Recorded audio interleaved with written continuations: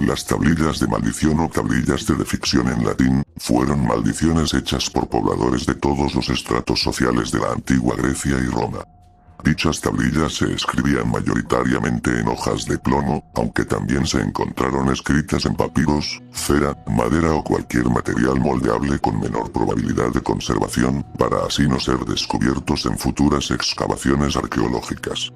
Tradicionalmente dichas tablillas se dirigían o encomendaban a los siguientes dioses: Hermes, dios griego mensajero, de las fronteras y los viajeros que las cruzan, del ingenio y del comercio en general, de la astucia, de los ladrones y los mentirosos, y el que guía las almas en el inframundo, el Hades.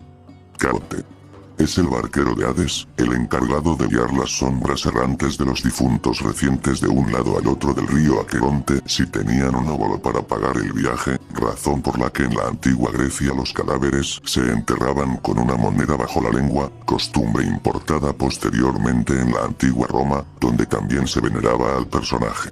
Hécate es una titánide en la antigua religión griega y en la mitología. La mayoría de las veces se muestra sosteniendo un par de antorchas o una llave y en periodos posteriores se representa en forma triple. Fue asociada de diversas maneras con encrucijadas, caminos de entrada, luz, magia, brujería, conocimiento de hierbas y plantas venenosas, fantasmas, necromancia y hechicería. Perséfone es la hija de Zeus y de Deméter. La joven doncella, también conocida por el nombre de Core y en la mitología romana como Proserpina, se casa con Hades y además de ser una diosa, se convierte en la reina del inframundo. Se le considera una deidad de vida, muerte y resurrección.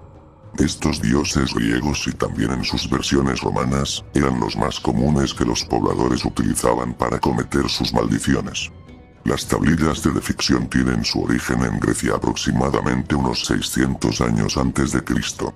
Luego fueron introducidas en el mundo latino en el siglo II a.C.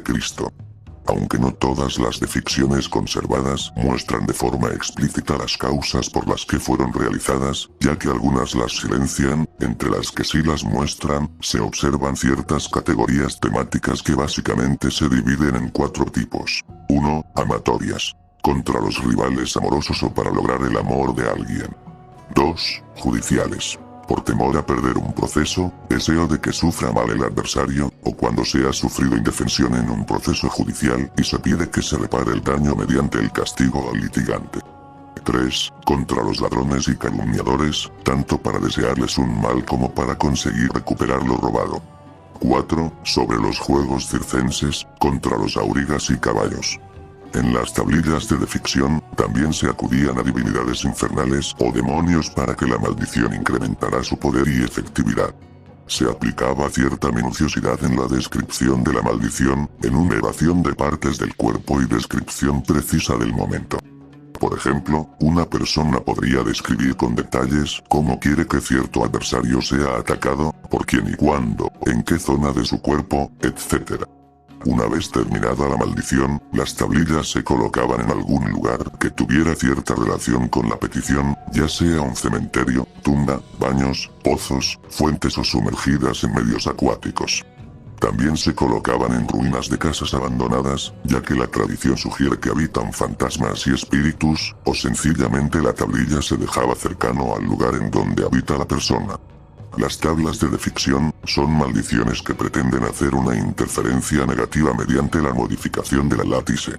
La látice es un concepto creado por Jacobo Grinberg, neurofisiólogo y psicólogo mexicano. En palabras simples, la látice vendría siendo una especie de campo energético que atraviesa el universo completo y tiene influencia directa con nuestra conciencia a la hora de interpretar los sonidos o colores en nuestro campo neuronal. Nuestro cerebro posee millones de neuronas que pueden interferir directamente a esta látice. Podemos modificar la realidad a nuestro favor, ya sea provocando un bien o un mal, pero recuerda que en esta realidad existen leyes que mantienen el equilibrio. Y una de esas leyes es la ley del karma. Por ende, si utilizas ciertos conocimientos de forma negativa solo por mero egoísmo e impulsividad, corres el riesgo de que dicha ley kármica actúe en contra tuya. Contrario a las ficciones existen las filacterias, que vendrían siendo inscripciones de protección en donde se conjura alguna deidad positiva.